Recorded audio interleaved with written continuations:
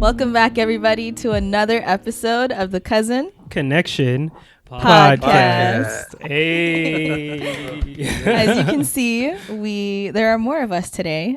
We have my cousin Anwar, and we have my other cousin. No, I'm just kidding. We have a special guest today. We have two special guests. We have Anwar and Ahmed. Ibrahim. Ibrahim. Oh my God. Okay, people call me Ahmed too. Oh no. I'm only slightly offended. Sorry. In my head, I'm like, I have your full name in my head. Oh my God. Well, you know what? That's the problem of having two first names. You know, like a last name as a first name. You know. Yeah, don't worry. I can relate. It's hard to travel. Oh my God. Sorry about that. So Ibrahim and Anwar are our special guests. This week, I'm actually really excited for this episode.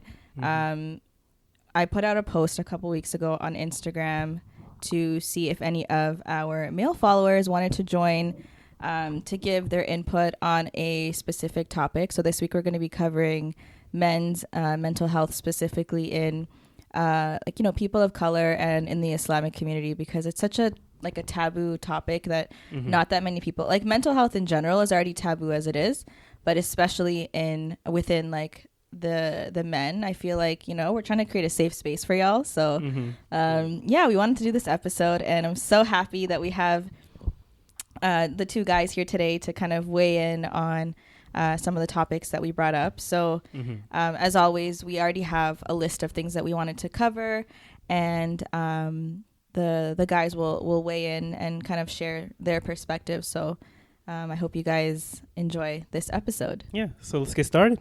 So I think the first thing we should do is kind of get a little background on both of our guests here. Yeah. So who wants to go first? Ibrahim, Anwar. You know what? Let's go. Yeah, let's go alphabetically. Anwar.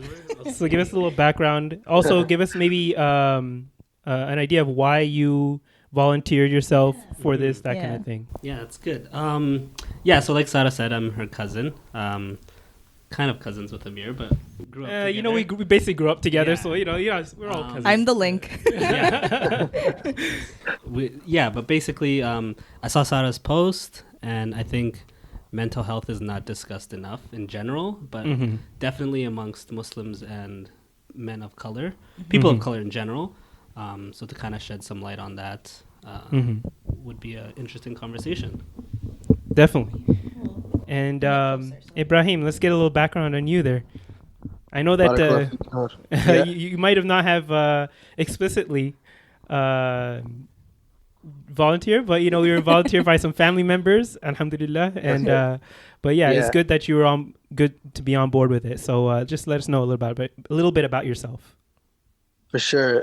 First of all, Jazakallah khair, guys, for this beautiful opportunity. I think it's awesome. I'm always excited to participate in any initiatives that are done in the Muslim community when it comes to mental health. So I'm super stoked for this conversation. Otherwise, a bit more about myself. I'm a certified addictions counselor in Montreal. So I work specifically in preventions, a little bit in rehabilitation. So prevention is how to prevent somebody from developing an addiction. So I work in high schools, different English high schools here in Montreal. I'm a workshop facilitator. So we visit different high schools every week, and we just do workshops on addictions prevention. So we can talk about things like drugs and alcohol. We can talk about pornography addiction, other behavioral addictions as well. And we also have activities that kind of increase the youth protective factors. We call them protective factors. So sometimes we can have conversations that are not specifically on addictions, but that are on things that can help protect youth from developing an addiction, such as safe spaces for young men. We have a program that I'm running, just finished working on it. It's called The Way of the Gentleman. So it's it's like a boys only kind of group and safe space where they can talk about a bit about the things that they're going through in their lives.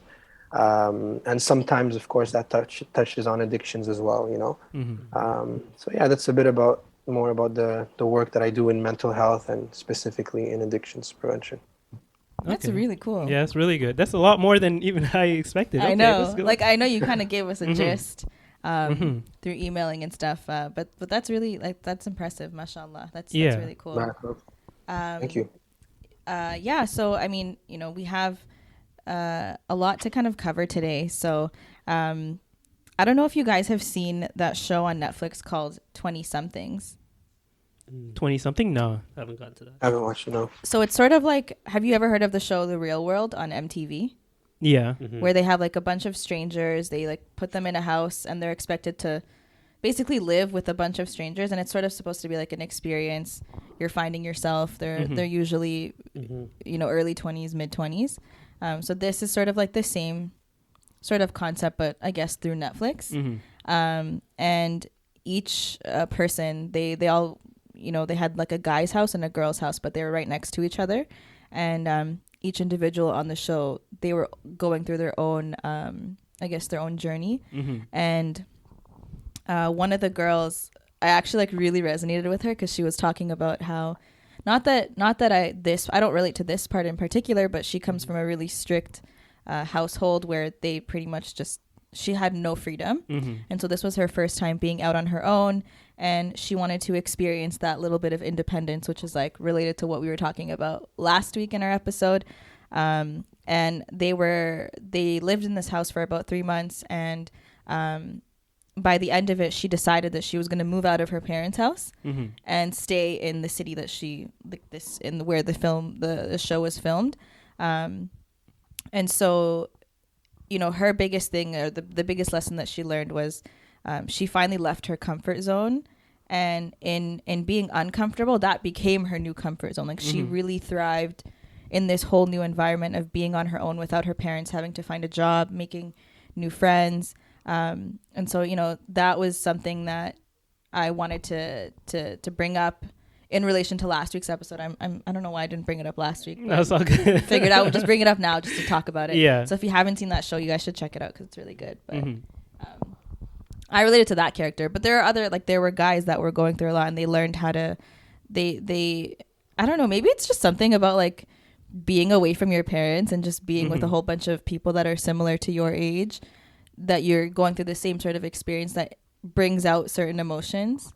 Well, like, I guess from the mental health aspect of that, it's, I think a lot of guys are kind of scared of branching out and trying something new, or not only that, but just we're expected to do a lot of the more traditional things and follow that traditional path. And I feel like that can lead to a lot of anxiety and like feeling like if you don't live up to those expectations of what your family has for you, then you're a failure as a person. I don't know if either of you, Anwar or Ibrahim, if you guys have had those feelings or actually seen people or worked with people who have had those experiences. So whichever wants to, if you want to have any experiences similar to that, or Ibrahim, if you've ever been in contact with people like that and maybe done anything to kind of get ahead of it before it leads to something even darker or worse. I'd like to hear your guys' opinion on that. Yeah. I've counseled, there's a specific, client that came to mind. He was struggling with pornography addiction. And just after you mentioned that, I immediately remembered, because like the way that he was raised was very similar, it was like very like specific expectations that were set, and he's maybe, like in his mid-20s, but it's like the role that his parents play in his life, it's like very controlling, so he's not able to get he doesn't really have a sense of freedom or independence, his parents are really involved. And so like the only way he can kind of like, have a bit of freedom or relax a little bit is through that, and it's something that I see a lot, in the Muslim community. Yeah. So you see that a lot of people, because they have this like pent up feeling of like, I don't know, like they're being like every aspect of their life is controlled and kind of set up for them. So in order to feel some type of freedom, they maybe turn to something that might be negative or a negative influence in their life. Exactly. Yeah, they won't, like, in his own words, he said like that he wouldn't rebel outwardly, but this is a type of rebellion that he would have, you know. So it's some type of way of like maintaining his independence that is covert, you know. Yeah. And Anwar, have you ever felt those kind of pressures in your own life? I think a lot of the time too, like with the way we're raised culturally, especially as like for men, they'll tell you exactly how you should be, how you should act. You know, go to school, get a job, have a family, take care of them. But if you are going through anything where you feel like, oh, I want to share how I feel, your parents never really taught you, oh, you come talk to me, let's share our feelings, because your parents won't share their feelings, right? Right. If they have stress, they'll tell you, don't worry about it, just focus pray. on school. Just pray. So when it's your turn, it's like, who are you going to speak to, right? If you have siblings, maybe with them, but I feel like we're more taught to share how we feel through school, rather than the way our parents are. And that's not like their fault, but you know, that can only help you so much, right? You do need to seek help if you need it. You know what's interesting is coming from a woman's perspective, like you guys know, in a lot of cultures, there's so much pressure and expectation set on us at a young age. Like you have to, like there's a very specific order and timeline of what we need to accomplish in our lives to be seen as successful. So it's interesting that you guys have that exact same timeline. But it, you know, from my perspective, like even looking at like these two, both of them are my cousins, and I see the way that they are treated or talked to by all of our aunts versus like how myself and their sisters, who were all cousins, like, you know, the difference between us, it always seems like from my perspective, like they have it so easy. You guys have it so easy. You're chilling. And we're here like, all right, you know, the time's ticking. We got to figure our life out. So, and then the other point that you mentioned about how our parents didn't teach us to be open with our feelings and talk about our feelings, it's because they didn't learn that either. You know, a lot of our parents, I think in Harari culture and in many cultures, talking about your feelings, talking about your troubles, your stresses, all of those things are considered taboo. Like we were raised to never ever expose yourself. Like you get COVID, don't talk about it, don't tell anyone. You go to the hospital, don't tell anyone, just say you're sick. Like why is everything so like you got to tiptoe around it? Like we're not perfect. Well, yeah, I think like maybe you've probably seen this a lot, and Anwar, you might agree with this. Maybe this is what you're trying to get at. But I think the biggest issue, at least in maybe the Muslim community or any type of immigrant community, is that men are not really taught to be vulnerable. And we lack the ability to be vulnerable at all. Like that's not a muscle that we know how to flex at all. Yeah. And unfortunately, it like manifests itself in so many other things. It creates toxic men. No offense. No, that's true. But you know what? Like part of the work that I do, like the philosophy of the organization I work with, is that we lead with our vulnerability. You know, we lead with. So when I actually go to, when we have those groups and conversations with young men, it's not like hierarchical where I'm there just dispensing wisdom, you know. It's like, no, like I talk a lot about what was my experiences in high school. You know, my parents going through divorce, my family situation at home, you know, like just everything that was going on at that time, you know. And it's more like about relating and then like sharing what worked for me and the tools that worked for me along the way, as opposed to like, and I feel like this type of mentorship is kind of missing, but I was lucky enough to have experienced it, and it was people outside of the Muslim community for the first time in my life telling me, well, first of all, listening to what I was going through, but then also being able to say like, hey, I relate to that. I've also been through it, and this is what I did, you know? So it's kind of like this mutual sharing, as opposed to like a one-sided conversation where this person that I see as a mentor is just telling me what I have to do, you know? And that was a very powerful experience for me, because it's the first time that I was exposed to that.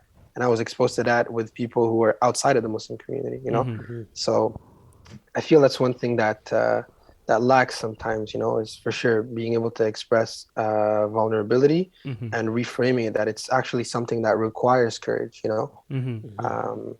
So that's a little bit about like the kind of conversations we try and like the kind of experiences we try to have in the high school setting, you know, less of a hierarchical thing, and more like meeting them at their level, and just having open conversations about real life stuff, you know.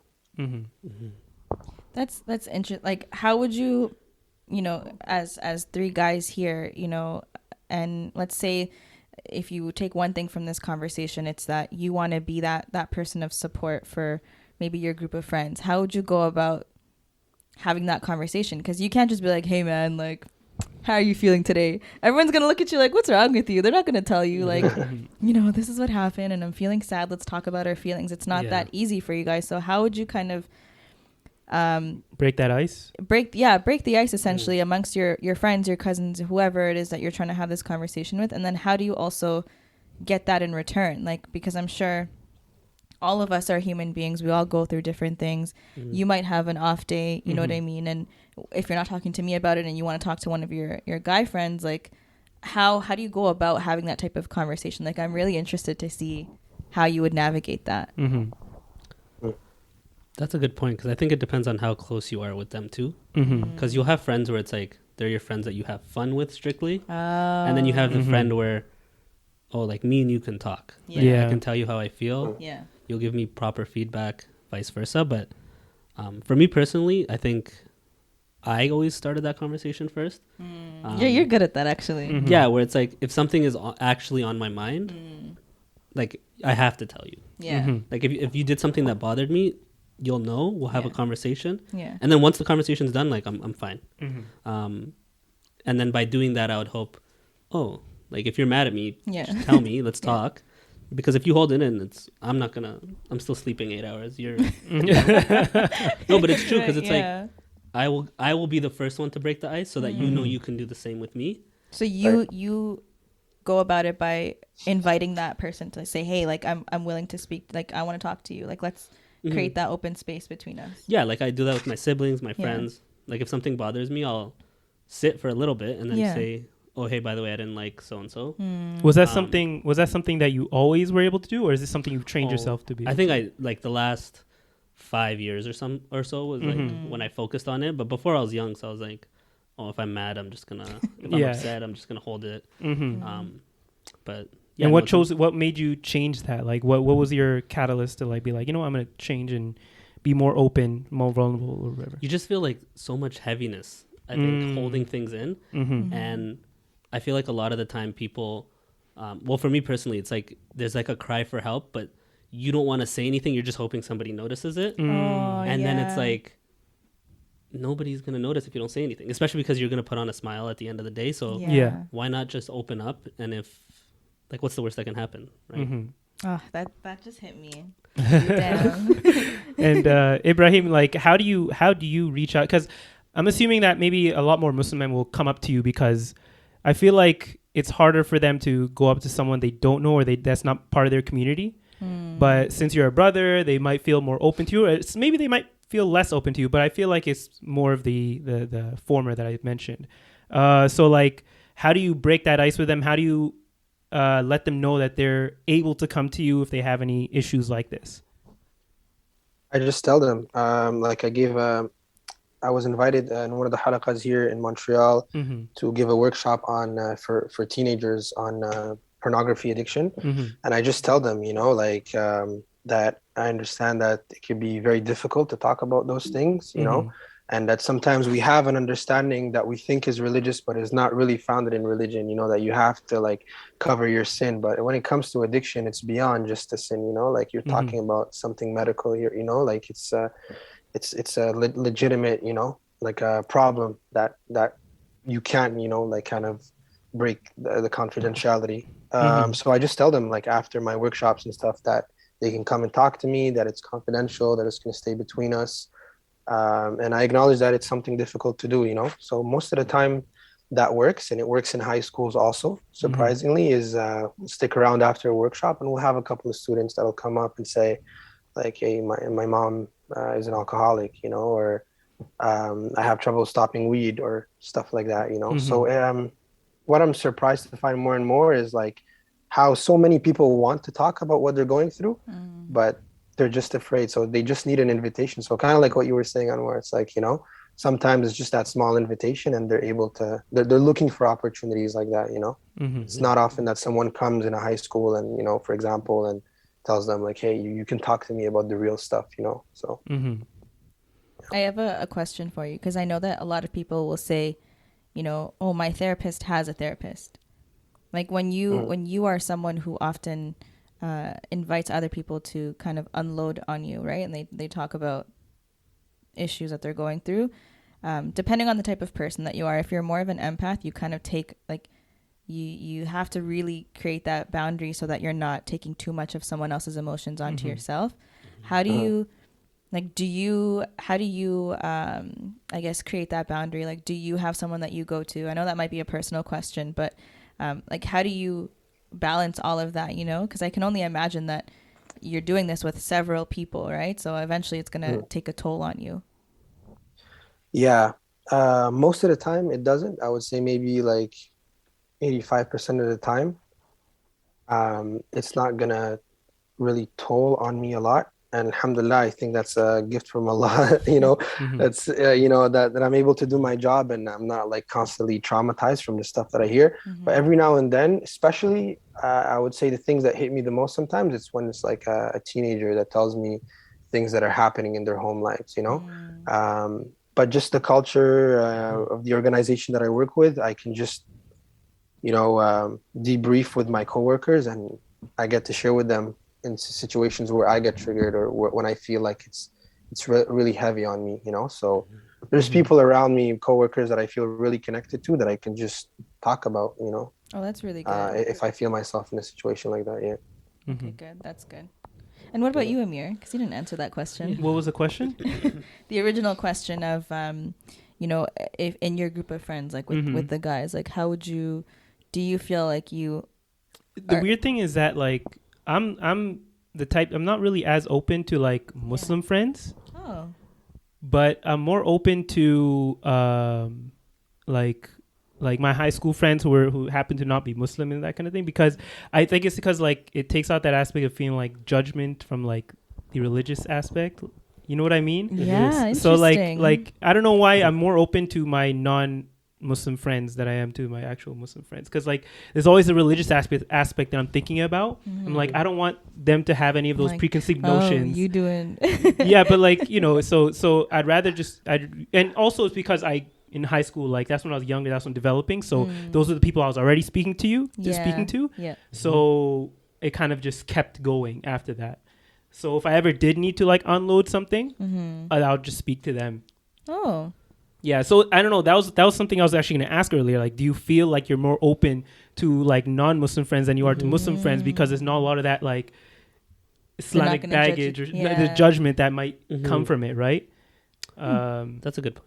Yeah. How do you guys feel about that? Like, agree? Yeah, definitely. Oh, yeah? I can relate to that. See? Yeah, Interesting. That's why most of my mentors were actually like non-Muslim, Oh. And then I had other mentors, for like the spiritual side, but like I had a lot of mentors that were not Muslim, and yeah, I could talk about those things with, and I wouldn't feel judgment or worse, unsolicited advice, about what I should be doing, So. What about you?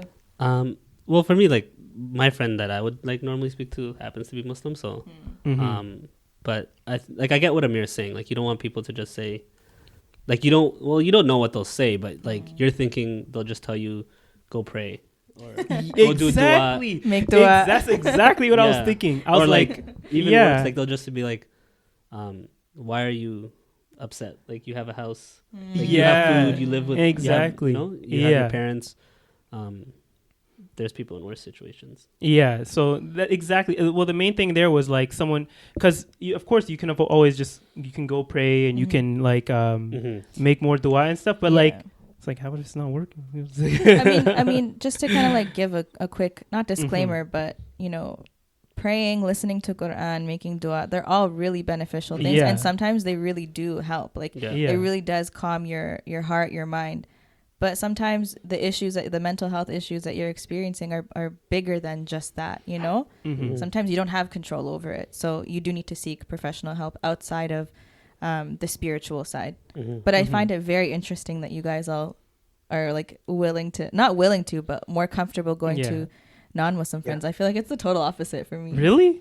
I think it's different too. I feel like a lot of guys though have close friends from their high school days that are but I feel like it's weird because a lot of Muslim girls are like buddy with like their cousins or people from Qurange. Yeah, you know, literally and, my best friends are their sisters. Exactly. So it's like it's different because you guys would share normally everything anyways. Yeah. But if an opportunity came where it's like, oh, I'm gonna talk to like my cousin. Yeah. Like it has to be like maybe nobody's around. That's what I'm talking about. But it wouldn't be my first choice, unfortunately. You heard that, Sabri. He's only talking to you if no one else is around. Literally, that was who I was thinking about too. Shout out to Sabri.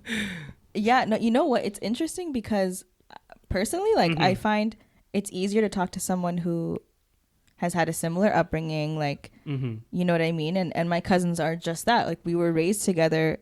If anything, they would understand. Like obviously we're not professionals, right? So sometimes you just want to vent to, like if I'm venting to his sister, she gets it. Like sometimes I don't even have to speak and she just knows. Same thing with his sister. Like any of my close friends, like they just know exactly what it is I'm going through. But I also, I understand the appeal of going to someone who's outside of your community because they're going to give you that like objective point of view. They're not just going to tell you like have patience, Sarah, you know, do it lillahi ta'ala. Sometimes it helps me be more critical about like why I believe what I believe, you know, and it helps me like dig deeper into my faith, you know, because they will ask the why questions. A Muslim probably wouldn't, you know, it's just how we do it, you know. But it's interesting, like just this conversation, because most of the time, like the people in my entourage or in the Muslim community that come up to me and are looking, for example, to speak to a psychologist or a mental health professional, they'll ask like, do you know any Muslim ones? Like 90% of the time they'll ask that, you know, so they want to speak to a Muslim professional, you know, or I'll have something like, do you know any like a black psychologist or something like that? And the reason why is because sometimes it's what we call double work. So you're in front of a psychologist or I don't know, a addictions counselor, for example, and you feel like you have to explain what you're going through, and at the same time you have to explain your cultural context, you know, so that they don't understand. Or it's like a fear that they'll tell you like to do something that goes against your faith, you know, like if like, oh, what's so wrong with like smoking weed once a week or something like that, you know, or, you know, so that's often the fear that they have. So it's like on one hand they want somebody that understands their culture, but on the other hand they want someone that's going to give them a bit more than just religious advice, you know. That's exactly why I go to people that I'm close. Like I've confided in my non-Muslim friends too, but sometimes the advice that I would get, it's like I cannot do that. I'm sorry. Like thank you for listening, but you know your advice it's not helpful in this situation. Like I just can't do something like that. But sometimes you might get a little nugget there that mean like, okay, you know what? No, not that's like not bad, but like you can take like 5% what they said. And like the other stuff maybe you can't do, but you can maybe take a little bit from. There's always it helps just to speak to someone, honestly. It works if someone like you guys were both saying they were your longtime friends. So it's easy for because they know. You don't have to explain, like, let's say, for example, I don't know, you want to move out, and then you have to explain, like, oh, yeah, in Muslim culture, or in my culture, you have to wait till you're married. They're like, but Amir, you're almost 30. Then you have to, like, you know, explain all of that. But if it's someone who's known you for a long time, they know. They already know. You don't have to explain all that. So it's exactly what Ibrahim was saying. So that's interesting. When we're thinking about issues that we're going through in our day-to-day lives and we get that religious advice, sometimes it's, you know, you have to be wise on how you give that advice, right? Like, yes, okay, we can think of the prophet, but we're nowhere near on his level. Like none of us are nowhere near on his level. But I think an important lesson to take from that though is that reliance on God, like with hardship comes ease. You know what I mean? Like remembering that. And of course it doesn't always make your situation better in that very moment, but because I'm just bringing this up because I know I don't want to say we brushed aside that religious advice that we get, but sometimes it really does help, you know. And looking into the Quran to see different stories of the other prophets, like they're there for a reason. We are told to you know, read the Quran and listen to the hadith and apply what we learn from that for a reason. So I think that it's very, you kind of have to, it's good to take the, I don't want to call it like, I don't know what word to use, but it's good to take, advice from outside of the religion if it applies and it doesn't make you stray away from it. But it's also good to take religious advice and kind of just pick and choose from both what applies to you and what helps your situation. It's kind of ironic how like we in the immigrant community, you're brought up to be like tough. At least in the men's side, you're brought up to be tough. Like, don't show too much emotion, don't cry.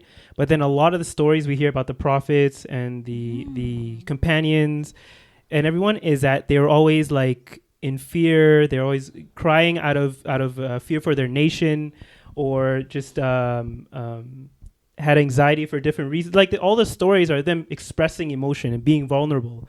But we're grown up and taught to not be vulnerable at all, and to kind of hunker that down. It's like a not an oxymoron. It's like a I don't know how to exactly explain it, but I think you guys understand what I'm trying to get at, right?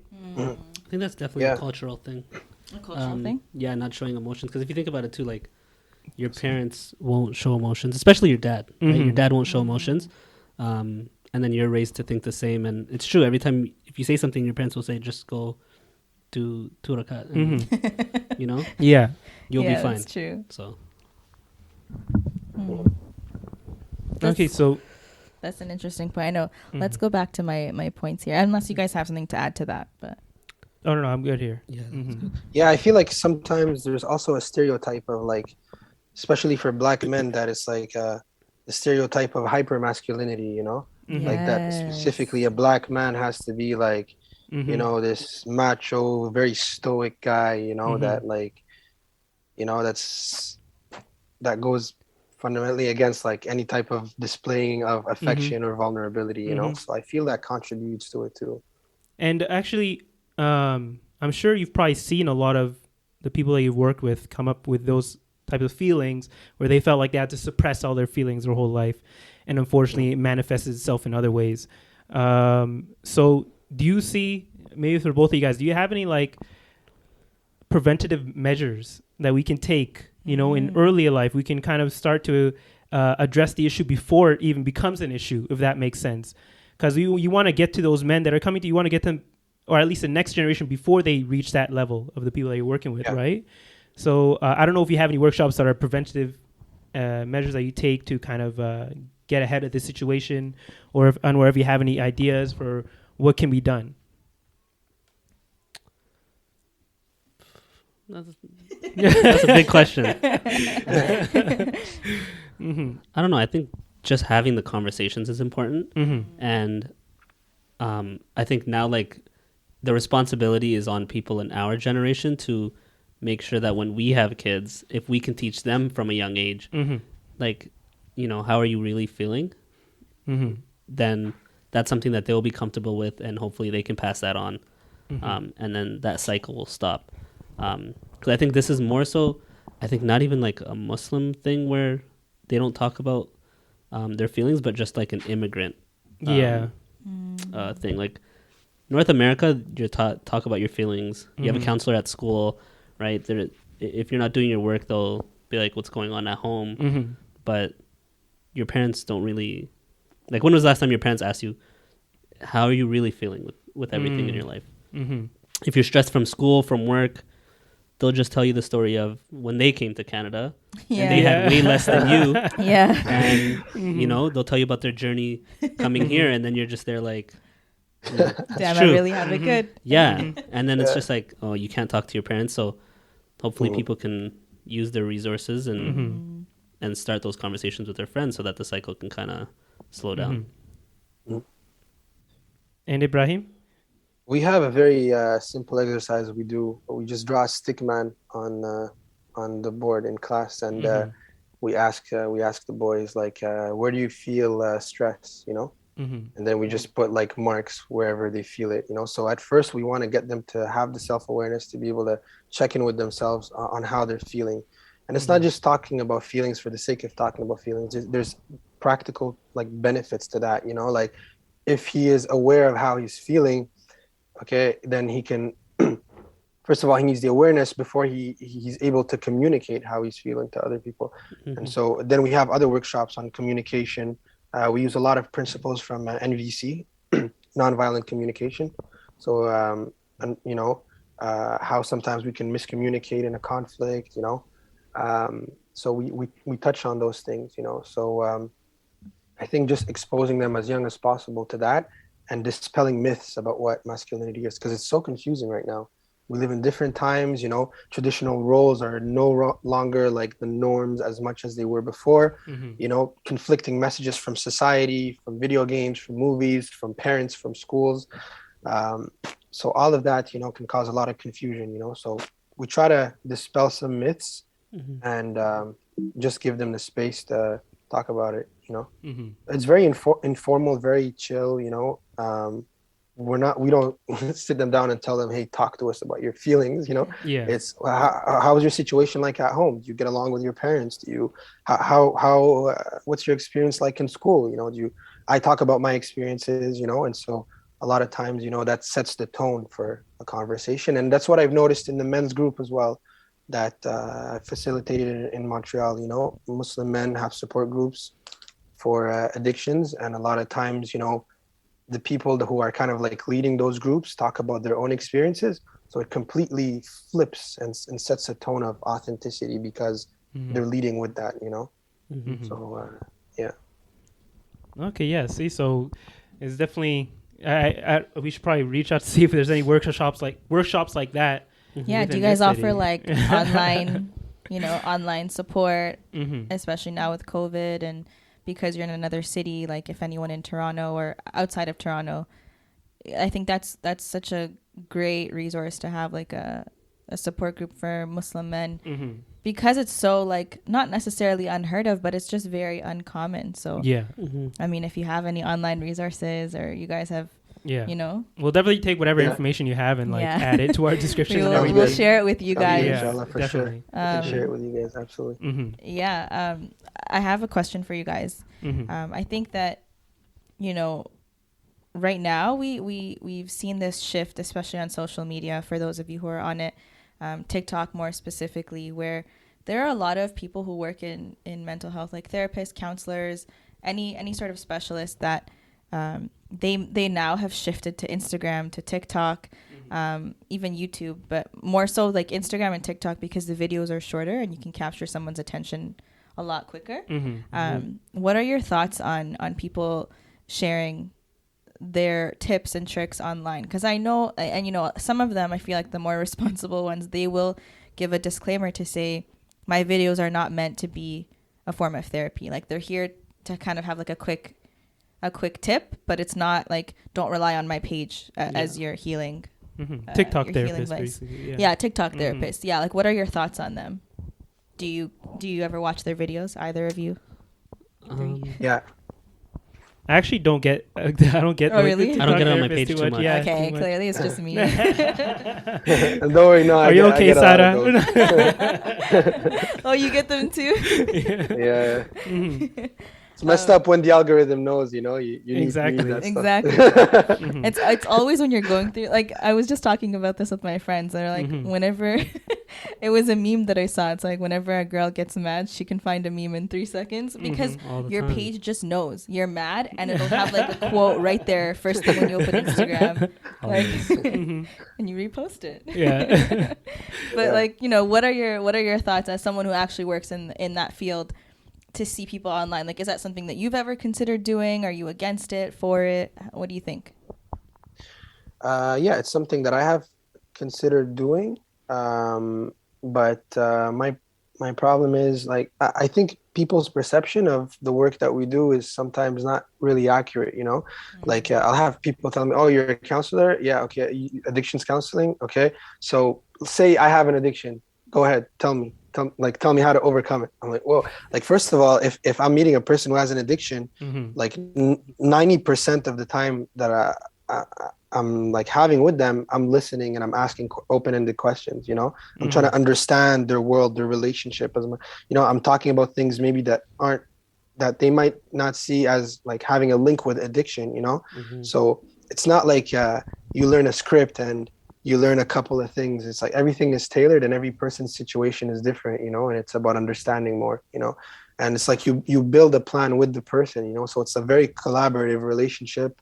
And on one of like the models of interviewing that we have, we literally have to ask for permission if we're about to give them some advice, you know, and ask them for feedback after we give it to them, you know. So it's not like it's just a bunch of unsolicited advice and one size fits all thing, you know. But the problem that I have is that some people might be checking out those quotes and they relate to it, and it does help them a little bit, like nuggets, like you said, Amir. But it's like, and they think that they're working on themselves, but that's not really, you know, like in-depth work with, you know. Is it like surface level, like? Yeah, it's very superficial. Yeah, it's very superficial and it's general, and it might not apply, and sometimes it could do more harm than good, actually. So, and it might actually like, is really struggling. Yeah, and it might skew people's perception of what therapy is or talking to a counselor is. So it might actually push them away from actually doing, because like, oh, I can just go on TikTok and learn there. It's like, why do I need someone to? I have several therapists actually. Exactly. Yeah. So yeah, maybe if you are going to make contact, you can kind of maybe give some context on what actually goes on during a session. You know what I mean? Yeah. Yeah, the stuff that you don't hear about. You've never gone anything like that, Anwar? Like I've seen it a few times, and it's always interesting seeing the comments, and people will just start having their own conversations about their problems. Yeah. And hopefully they just use this as like a stepping stone to getting help, and not just, oh, he spoke about this.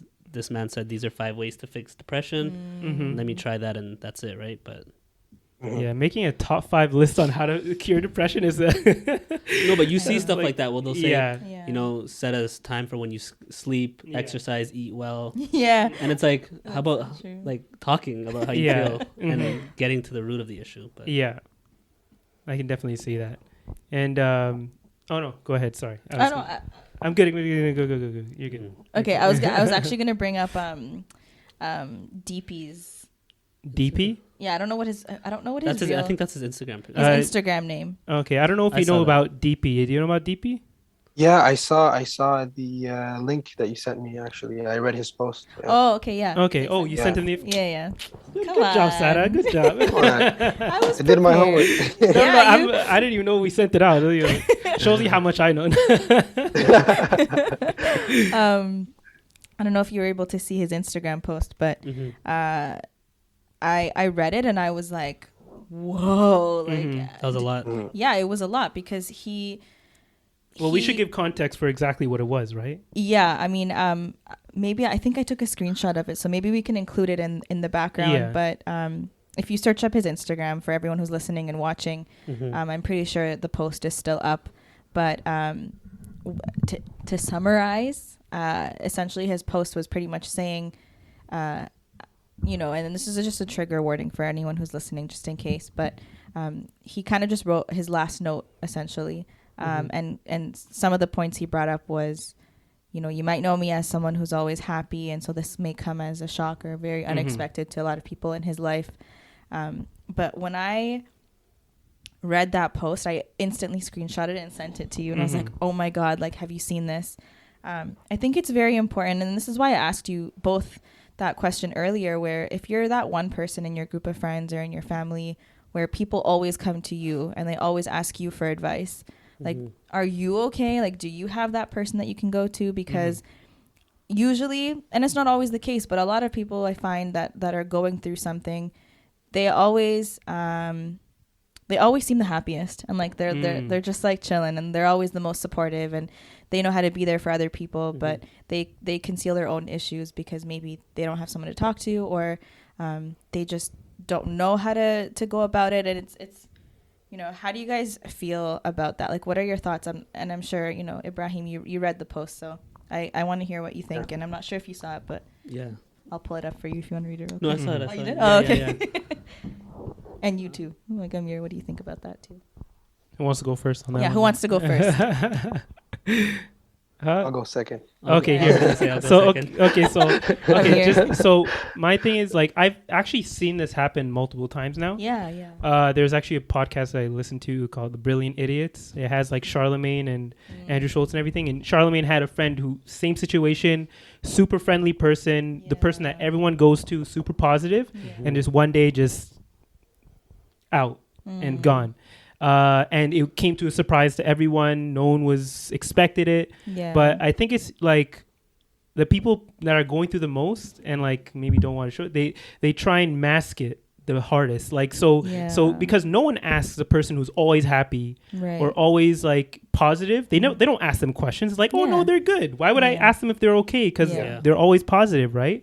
So it's almost like a masking, being like the only way I can not protect myself, but shield or stop people from hide it. Yeah, the only way I can hide it is by being the complete opposite, by being completely positive and completely like trying to give advice to other people. Because the more you give advice to other people and show that you're positive and you seem well-rounded, the less they're gonna ask you questions. So I feel like that's maybe.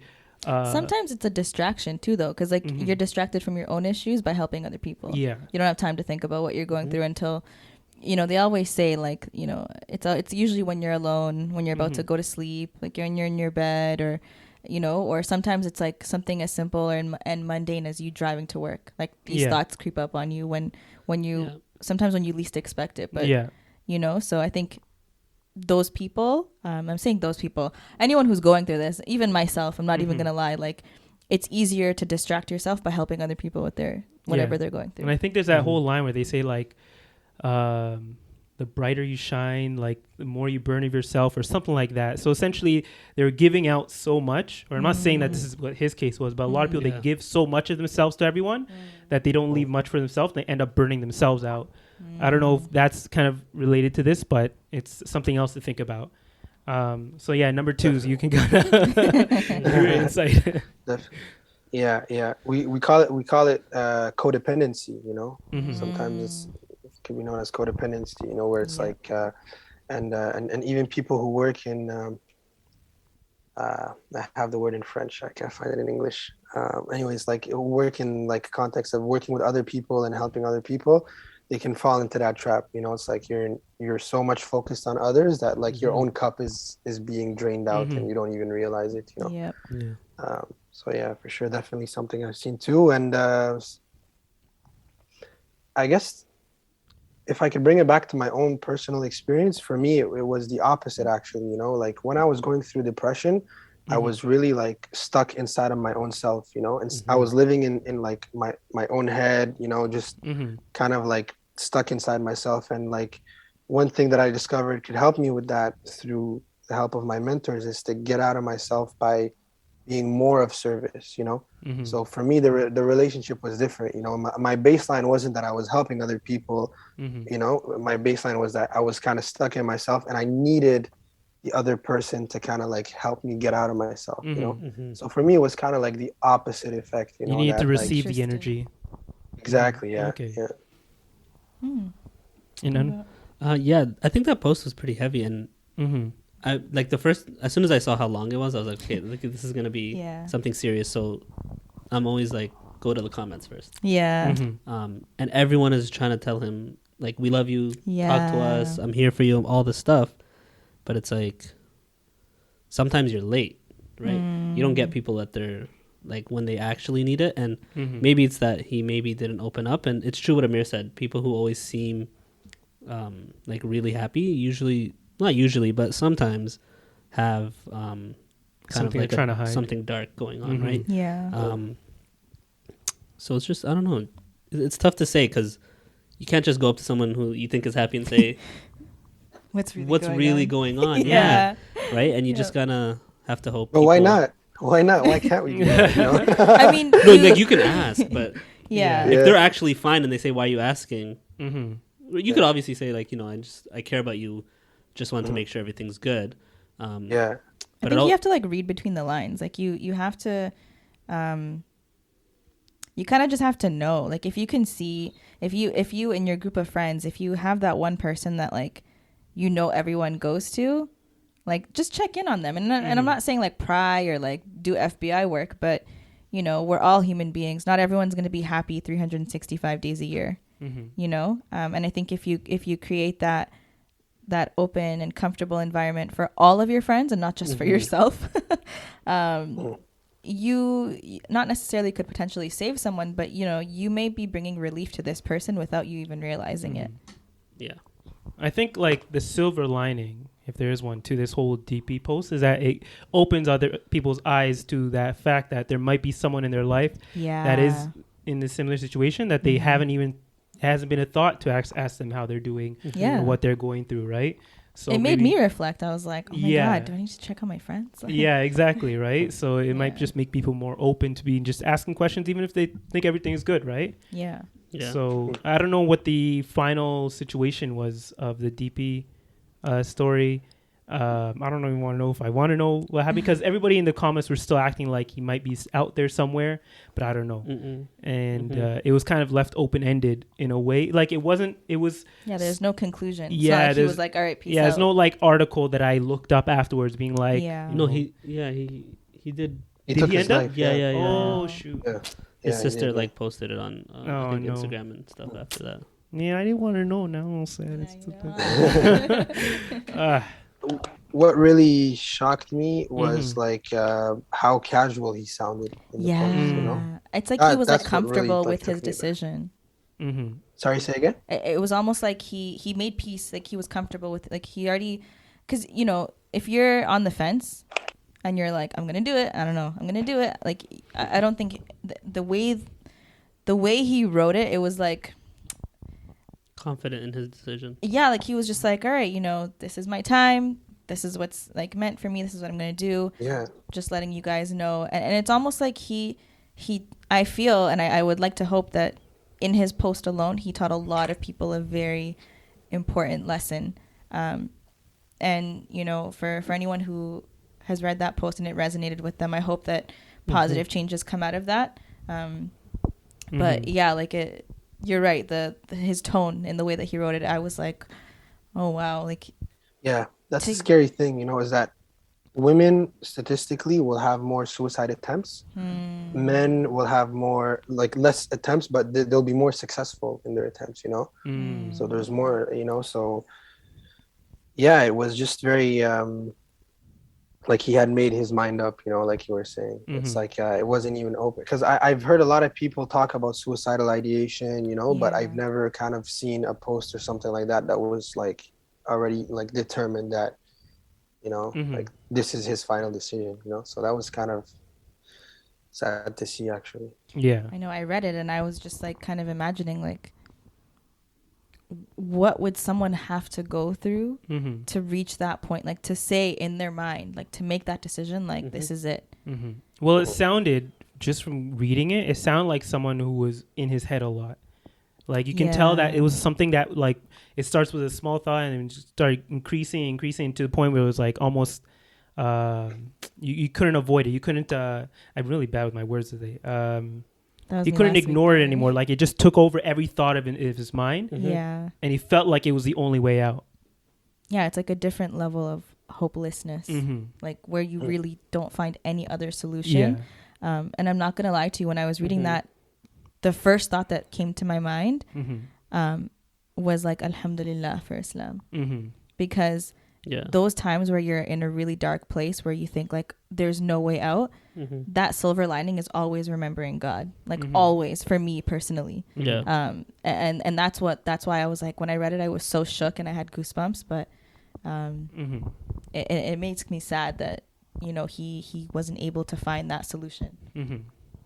So yeah, unfortunate situation, but you know, like I mentioned earlier, the silver lining is that a lot of people are learning something from this, right? I hope so. Hopefully, you know, even in death, like you can make a change, or like a positive change in a lot of people's lives. Yeah, that's why they always like, I know my dad would always tell me, like, because I was like, every time someone, you know, passes away in our community and he goes to the burial, I'm like, aren't you scared? Like, I've never been to one, so like I can only imagine what it's like. And he was like, no, it makes your like remembering death, and not to like turn this into like some dark part of the podcast. Nah, just go for it. You know, like remembering death really reminds you of your purpose in this life. It reminds you of your akhirah. It reminds you to work hard and not to forget what your goal is. But it also, I don't want to say it minimizes your problems, but knowing that this life is so short and there's so much more afterwards, it kind of, maybe it grounds you or I'm not sure, but he was like explaining it in that way. And I was like, wow,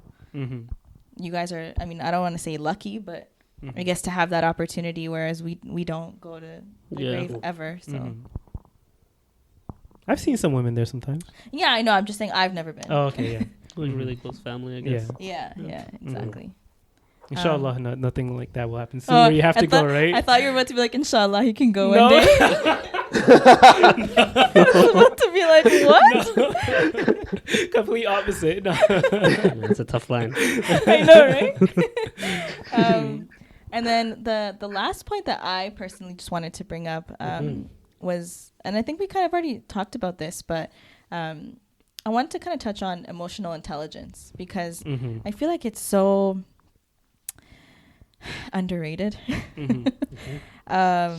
You know, do you guys, like I wrote here, it should be a required course in high school, which is a peak time for young people figuring themselves out. What do you guys, how do you guys feel? Like, do you feel like you have, you know, is emotional intelligence something that's important to you that you've touched on, that you've researched or maybe wanted to work on within yourselves or, you know, like, well, let's hear from you guys. Well, no, Amir, you go. Okay, I was just gonna say, like, I definitely feel like it's something that should be required in schools, and I feel like it should be a mix of like what Ibrahim does, and like maybe it is exactly that. Like emotional intelligence does require to be able to look inward and be able to point out your emotions and and identify them properly. So I feel like maybe having some type of course, I don't know how they would fit into curriculum, but they got to make it work because I feel like it's something that's required at this point, especially with all the things going on, how things are changing so quickly, how like our way of life has changed so much in the past 30, 40 years with the introduction of the internet and all that, and how we're all can be connected just like within seconds. There's a lot that a child who's growing up can like be introduced to very early on. You know, back in the day, you weren't introduced to a lot of these things all at once. Yeah, we now barely had literally you get a phone and you're introduced to it right away. Right. So you know, kids need to learn to, not only kids but even adults, but you know, you start early, right? You need to learn how to identify those feelings and how to navigate them properly. Yeah. No, I agree. I think like we had guidance counselors when we were in school. Listen, guidance counselors were literally a trap for CPS. That's what I was gonna say. Like they're not like they didn't give you advice or anything. It was more so only like curriculum related. Yeah. But if they have someone, at least I don't know if they have it now. I would assume maybe they do. But if guidance counselors were more curriculum and like you said, like anything with 1 second. like how you Keep going. Yeah, like anything with about like how you feel, you know, that kind of stuff I think is important. Yeah. Okay, we're back. Sorry, my laptop almost died there. But yeah, I think if it's in courses in school, that would be nice. Or if guidance counselors were actually more active. That would be important for kids. Because when I was in high school, if you had issues, there's nobody in school really to talk. You can talk to your teacher, but they're not going to give you any like productive advice. They'll just listen. But to have those resources in schools when a lot of people have tough times, I think it will be good for them in the long run. So because everybody thinks of their guidance counselor as like someone to go to for changing courses or like that's literally what I thought. Yeah, but they're supposed to be a lot more than that. I mean, what do you think, Ibrahim? For sure, I think it's super important. One of the workshops we have in the boys only group is on manners, actually. So what we get them to reflect on what it is to have good manners. Why is it important? You know, it's the whole course is kind of like that. The whole workshop is framed around like how to become a gentleman, you know, and so manners is part of it, you know. The workshop, when I started developing it, I based it a lot on the work of Dr. Philip Zimbardo. He's a very prominent social psychologist who ran a very controversial experiment. I don't know if you guys ever heard about it, called the Stanford prison experiment. Yeah, that's one. Yeah. And so he co-wrote a book with another author called The Demise of Guys, and he was arguing that because of how video games and online pornography have become so ubiquitous, like a lot of young boys specifically are starting to fall back academically, and girls are like, you know, taking over much more higher, pursuing higher education and stuff like that. And so it was affecting like their social skills because they're spending so much time in like the relative safety of the online bubble where they have mastery and they have control and it's predictable, right? And so they noticed the decline in their ability to have social interactions with other boys and with girls as well. You know, not because they're just afraid, but because they genuinely just don't know how to act and what to say, you know. And so I designed this program to be like, you know, like, okay, let's go back to the basics, you know, what it is to like have basic interactions with other people, you know, to not be on your phone when you're talking to them, you know, to look people in the eye, etc. So things like that, you know, we talk about manners, which encompasses, you know, emotional intelligence as well. Altruism, service, you know, so concepts like that, you know. So yeah, for sure, it's already happening in the schools, and I think the schools are very enthusiastic so far with projects like that because it covers the things that, you know, they won't cover in the regular curriculum, you know. So and it's crazy, like emotional intelligence is such a part of the prophetic sunnah, you know. Like one of the four imams, I forgot which one, the madhahib, like two different people came up to him asking the same religious ruling, the same question exactly verbatim, and he gave them two different answers, you know. I think one of them asked, is there they asked, is there repentance for a man that has committed murder? So for the first one, he said, yes, absolutely, Allah is Ghafur Rahim, there is repentance, there's forgiveness. Right. To the other man, he said, absolutely not. The person who commits murder is going to spend eternity in hellfire. So the people around were like really shook by that answer, you know. And he said, I saw in the eyes of the first man regret, you know, that he had essentially committed. And I saw in the eyes of the second man that he was, you know, plotting on murdering someone. So I told him, you know, an answer based on that. So it's the same question and two different answers. And the Prophet ﷺ was like that too, you know. So I guess he epitomized what emotional intelligence is, you know. Of course. There's a great book by Mikaeel. Oh my God, I forgot the name. I just ordered it. Mikaeel, one of the instructors at Qalam Institute in Texas. Anyways, it's about like the emotional intelligence of the Prophet. If you find it, please send it to us because we love giving book recommendations, and I'm sure we're going to be asked about this. So whenever you do find it, let us know. I'll let you know right now. Yeah, for sure. So yeah, that's my answer. That's a good answer. Sorry guys, I went to the washroom halfway through. Nice. My bad. Okay, I had a coffee earlier. But like, what about for you? Like, in terms, I mean, you kind of already answered. No, I already answered this. Yeah, so we should be done with that. My bad. Okay, sorry. And then, okay, I lied. This is my last point. Okay. This is something that I personally struggle with, and I wanted to know your guys' thoughts on it. But like, fearing the unknown, or like having, you know, the fear of the unknown, and that's such a broad topic. But more specifically, how should I word this? Let me think. You know, sometimes when you don't know how a situation is going to play out, and that might stop you or prevent you from pursuing something, whether it's your career or whatever it is in life. How do you guys kind of calm the fear, I guess? Because the point that I put here is how to strengthen your reliance on Allah and how that can calm your fear. It's like, what if you guys have any tips, or if you've also experienced that? Like, I just kind of want to pick your guys' brains on that specific topic. How do we calm fear, as in like fearing the unknown? Like, do you have that issue at all, or no? I used to. Yeah. Like, actually, like it kind of like comes in waves, right? Like sometimes you're like on the fear, you have that feeling, but it's not like it's something that's constantly there. It used to be there constantly, but now it's just kind of comes in waves because I realized that, like, you know, I'm living life on my own track. Like I back in the day, okay, just to kind of worded better. Back in the day, I used to be more worried about these things or my future because of what other people expected of me. So like, back in the day, I used to be like, oh, I have to get married by this point. It's like, that used to be weighing heavy on me. But now it's like not a big one anymore. Like, and if people ask me about it, I tell them the truth. Like, if it comes, it comes, or in the aspect of like, I don't know, when are you going to make more money? That kind of thing. It's like, it's not something I really worry about. Is now I'm kind of more comfortable now.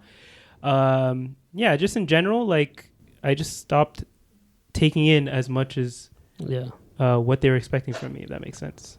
I'd agree with what Amir's saying. I think when you're younger, you kind of have the pressure of your life is supposed to go like A, B, C in that order. And then when one thing kind of falls off track, you feel like, oh, my whole life is ruined now. I'm not going to be able to do everything on time. And especially because I think we come from very prideful people. So if you're doing something very good, your parents will be the first ones to tell everybody that, you're doing this. And if you're not doing something, they just won't say anything. And everyone will kind of like read the room and know like, oh, it's like, oh, we haven't heard, like, what's your son up to? And your parents will say, oh, dilaga bahal. Right? Exactly. Like, they'll just say you're working. They'll say like you're working without any context. But I think once you're kind of like okay with who you are, it's true though. That's why I'm laughing. Right. It's so true. Right. And then it's like, I think once you accept whatever path you're already going towards and you're comfortable with yourself, then you're kind of not worried about the future, and you kind of just leave things like, whatever is willed for you will happen. And of course, if it's not, it won't. You word that a lot better than No, I definitely understood what you were saying, because I've been there where especially like you'll get compared to like certain cousins or siblings, and obviously the oldest sibling is the one that has to go through it first. So if they mess it up, you have a chance. But if it always sucks when they're good though. If they're like above par. Have you guys seen my sister? Right, then it's just like, oh, it's very good what they're doing. And you. Exactly. And then you're kind of just there like, you're laughing like, I don't want to talk about this. Exactly. But you just have to be comfortable with who you are as a person. Exactly. Whatever happens, happens. Exactly. And Ibrahim, you can close this one up. How do you deal with those feelings? So trying to fully understand the question. So is it more like, how do I deal with fear, or like fear of the unknown? Or? I mean, it's an open question, and I know the boys both mentioned expectations kind of played into that when they were younger. So how does it work for you? For sure.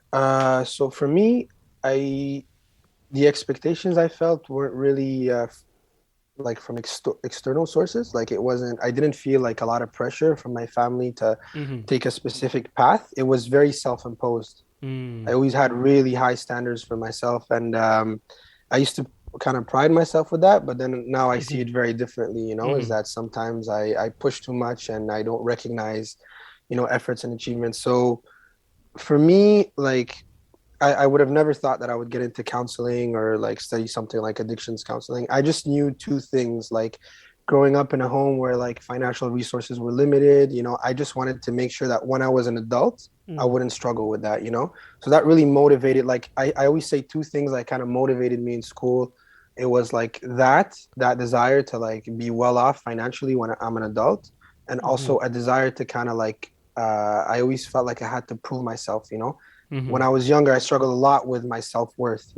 I based my self-worth on external things, and school became one of those, So when I got into college, well, we call it CEGEP in Quebec. It's really weird. Don't even get me started on that. It's like we have high school and then 2 years of CEGEP and then university, and it's all a mess. So when I got into college and got into the science program and wasn't doing well because it really wasn't for me, like all of that started collapsing. It's like suddenly my self-worth was like put in question, and that future of a financial stability was like possibly no longer there. So all of those things combined together like just put me in like a really deep depression.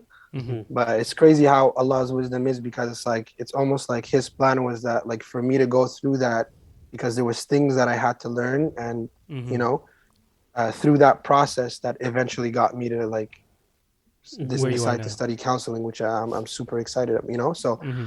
so that's what I was saying in terms of like expectations and fear of the unknown and stuff like that. You know, a lot of it I think comes down to faith for me, and also comes down to like instead of avoiding facing, like it's something that's used a lot also for as a treatment for people who have phobias. You know, a person who has a phobia of like elevators, for example, you're going to gradually expose them to the thing that they're afraid of, Mm-hmm.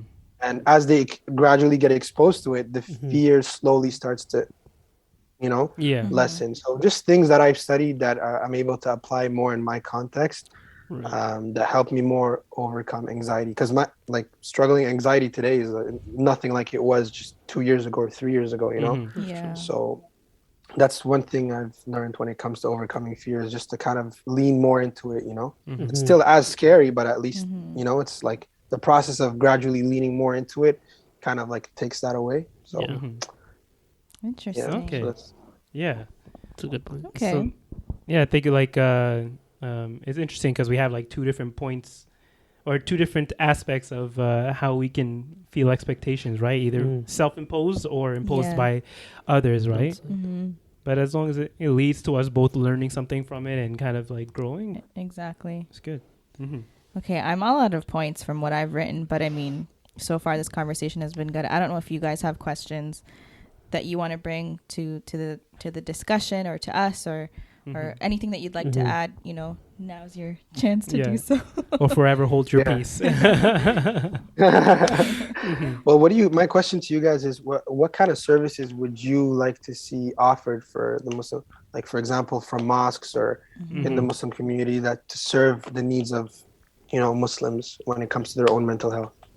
Ooh, good question. I think the concept of your work, like having a men's support group but also having a women's support group, and making it very like known. It's not like a hush hush type of thing, you know what I mean? Like really inviting people to it. And I know at first, I'm sure if you were to go to your local mosque and you're trying to rally up people to come, they'll be like, no, I'm not gonna go and talk about my problems in the mosque, you know. But I think it always just takes that one brave person to kind of say, no, you know, let's go do it. And then more and more people will be like, oh, like, you know, so-and-so looks so much happier now. Yeah. So they might, you know, that might motivate them to also try It only going. takes a couple good examples, honestly. Yeah. And I think, you know, obviously people, and I totally understand, people don't want their business out there, and you might not want to do like a group Not a group discussion. A group discussion, yeah, to talk about your feelings, especially if it's like with people that go to your mosque but you're not friends with. Like imagine telling your deep dark secrets in front of all these people. But even just knowing that there is someone who, like for example, like Ibrahim, like you, if you go to your local mosque and people know you as, you know, they consider you a resource. Like, you know how usually when you go to a mosque, they'll be like, oh, so-and-so's a doctor. So, you know, how everyone, like all the parents will be like, oh, my arm hurts. Like, do you have any recommendations? It's kind of like knowing that you have someone in your community that you can kind of go to. Maybe even like the sheikhs when they're teaching, to kind of incorporate these types of topics into their lessons that they give.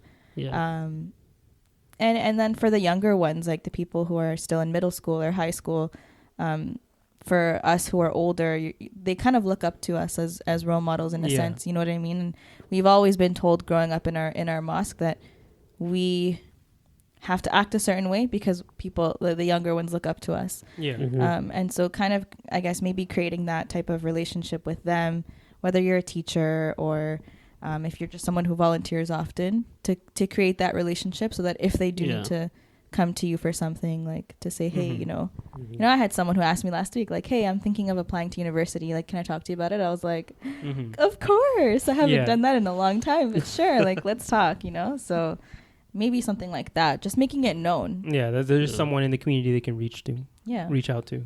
What would you guys like to see? I think that's a good point, because I think especially when you go to a mosque, they'll make it very clear if there's someone who's like a doctor, if there's someone who's a lawyer, right? Like all these certain careers. The accountant. And then they'll say like, if you need any business for this kind of stuff, come talk to this person. Yeah. But you never hear about, hey, if anyone wants to speak to a counselor or a therapist, you can talk to this person. Yeah. So I think if they open that kind of conversation, I think younger people are more open to discussing it. Maybe not for like the parents, but I was just it's gonna a start. say, it would be really nice to see that for our parents' generation, because they've gone through so much. Imagine all of our parents who have immigrated to Canada or America or wherever you are listening to this. Imagine leaving your home country at, teenage years or early 20s, coming to a new country by yourself or maybe with your new spouse, having to start an entire family with literally nothing in your pocket and just building your life from scratch. Like, I can only imagine what they're harboring inside, and they maybe just didn't have the opportunity they didn't have time to really just think about themselves. Like our generation, first generation, like kids of parents who immigrated from another country, I feel like we're in such a unique spot. Like, one, we're trying to, I don't want to say appease to our parents, but we're really trying to make it worth their while immigrating here to give us a better life. But at the same time, because of what we're taught in school, we also have a very me mindset. We're trying to be very individualistic. We're trying to focus on our mental health now. We're also trying to make it and be financially stable, have the job of our dreams, have the house and family of our dreams. Like, we have, I feel like, part of their trauma and then our own trauma too. And then, if we not perfect, but if we really work on becoming the best versions of ourselves, inshallah, when we all have kids, I'd like to think that eventually, as our kids have kids and as the generations continue, maybe they won't have the same issues that we have. They might have other issues, you know what I mean? But they won't have the same types of issues of like, I need to make it worth my parents' while for moving here. Like, there's so many things like that you think about. But it would be, my whole point on this is like, it would be great to have some sort of like, maybe like some sort of like group or whatever for our parents' generation to kind of maybe introduce them to the concept of mental health. Well, I think one way they could do that is like, we have general lessons every week. Like if the sheikhs can maybe incorporate some of those ideas into the lessons. But then the sheikh would have to be knowledgeable on that too, that's the tricky part, right? Like they would have to be knowledgeable on it and open to actually doing it. But like, when they're telling, like I mentioned last time, when they're telling these stories about like the prophets or companions and what they were going through at the time and how they express themselves properly, and then maybe using that as like relating it to us and be like, they were very open and about their feelings, and you shouldn't maybe you should be more open about your feelings and like express yourself. That's true. You can't just tell our parents like, you should talk more, you should talk about your feelings more, because they are in their 40s, 50s, 60s. Imagine living your entire life being not ever expressing yourself. And then all of a sudden, you have some millennial sheikh that's like, let's talk about our feelings. They'll be like, get out of here. Like, no, I'm not going to do that. You really have to. Yeah. Or even like, why don't we have the conversation with them? Like, oh, I do. I talk about I talk about it with my parents all the time. Like about what's going on with them? Yeah. Oh, They think I'm a little bit, but I think it works sometimes. No, but it works. Like, it works more with my mom. And if you're listening to this, Mom, hi, sorry, God bless. But it works because, like I was saying, our generation is very about ourselves. And so, you come home from work, you're doing your own thing. You don't really sit with your parents like, how are you doing? Like, what's stressing you out? Am I stressing you out? Is work stressing you out? Like, what's going on? Just letting them vent and talk. You can see the stress like slowly unloading from her back, And same thing with my dad, although my dad, I feel like is more of the talker than my mom is. So he'll talk. Okay. Really? Yeah. I think that's where I get it from. But yeah, so that's what I'd like to see in the community. Yeah. What would you like to see, Ibrahim, in your community and in all Muslim communities, I guess?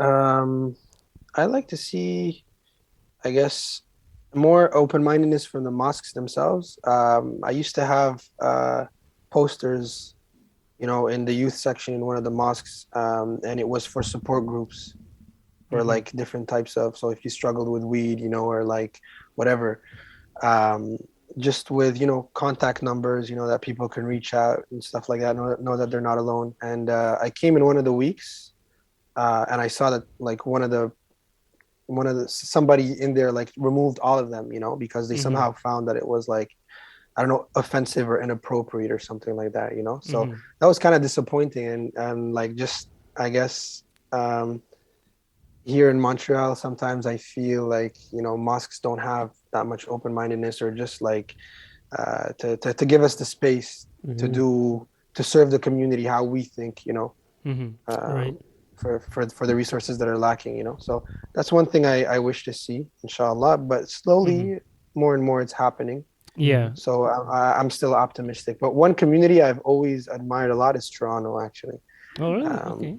Yeah. I mean, Mississauga, I used to go to Isna a lot, actually. And so I would see how, like the sheikhs there were just so cool. And I don't know, I just love the community there, So I always kind of like aspire. I feel like sometimes you guys are a bit ahead of us and we're lagging behind, in terms of like the social services, that are offered, and like how relatable, the imams are and stuff like that, and their ability to connect with the youth. So something that's cool. Yeah. But yeah, just to go back on the intergenerational gap, I feel like it's so true. Like our parents were like trying to survive and we're trying to thrive, and like that individuality, that individualism is like, man, it's it's something else. Gotta work on that. Exactly. Yeah. Something else. Yeah. But that just like brings a whole other. Yeah, that's a whole other conversation. I know. Yeah. We don't have time for that one right now. Maybe there'll be a part 2 of this conversation, because it's really good. But do you have anything else to add to this? No, I'm good to go. That was a good conversation. Yeah. Oh yeah, thank you again, Ibrahim, for coming on. Thank you. Yeah, we'll definitely take all your resources you can give us and add them to our description at the end of this, at the below the video, the podcast. So if you're watching this on YouTube, you can see it there. And also, I think it will probably be in the description if we can do it on like any of the podcast apps where we're putting this. Yeah. Again, thank you, Anwar, for coming and being a guest on our podcast too. It was good to have like, multiple voices here. You can see that we had like different opinions, or not different opinions, but different ways of reaching like the same conclusion on how to better yourself mentally. Yeah, I just wanted to say again, like, thank you to all 3 of you guys for being vulnerable. I know vulnerability it's not easy, especially on a public platform. So, we really appreciate your willingness to share your experiences with our audience. Hopefully you guys listening and watching have learned a thing or two, or maybe if the guys want to reach out to Ibrahim, we're gonna have a bunch of new clients. We'll see, inshallah. Yeah. But yeah, so thank you guys so much for listening this week. I don't know if you want to do the outro, or do you want me to just go ahead. All right, I'm already doing it. Yeah, exactly. We will leave. So what's the outro so that we can participate properly? Oh, we don't have like. We don't. All we say is like bye at the same time. But, that's literally it. Okay. But we'll leave. Anwar, follow Anwar on Instagram. It's the real Anwar Duri, right? I think real Anwar Duri. I'll put it in our description. Our description box, and Ibrahim doesn't have social media, so yet, yeah, exactly. We're working on it. No, I had actually, I deleted it, so. Oh no, okay, we'll put your email up then. There you go. I don't know if you want. Actually, no, we won't put your email up. My bad. I don't know if we can give out emails like that. Can we put up emails? Whatever he wants. Whatever you're comfortable with putting up, we'll put up. Exactly. Okay, sounds good. And we'll see you guys next week. If you like what you heard, let us know. We might do a part 2, and we might have them back on if you guys enjoyed the conversation. But until next week. You didn't even tell us. Okay, sorry. Subscribe on YouTube. Subscribe on YouTube. Such a I know. I lost my train of thought. Subscribe to us on YouTube. Yes. We just hit like almost. Think like 1,200 subscribers. We're going for 2,000. 2,000's next goal, inshallah. You can also follow us on Instagram, Cousin Connection Pod, and pretty much on any other TikTok. Social media. Is it on TikTok? Except for Twitter. We don't use Twitter. You guys should get on Twitter. We're not on Twitter yet, but we might. I don't know. We're not. Yeah. On Twitter, where it's at. There's a lot. You can have conversations too, right? So. True.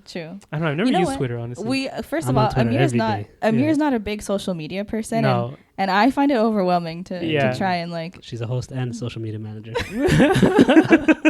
It gets over. Social media is overwhelming. So many roles. It is, I okay. know. So I'm trying. Yeah. We're trying. We might get on Twitter if there's a demand for it. Mhm. But yeah, follow us on TikTok, on YouTube, Instagram. Yeah, they heard all that. Okay, You heard guys. all of Thank it. you for listening. 3, 2, 1. Just all say bye. Yeah, at let's the all same say it at the time. same Okay. time. Okay? 3, 2, Okay, 1. sounds good. Bye. Bye.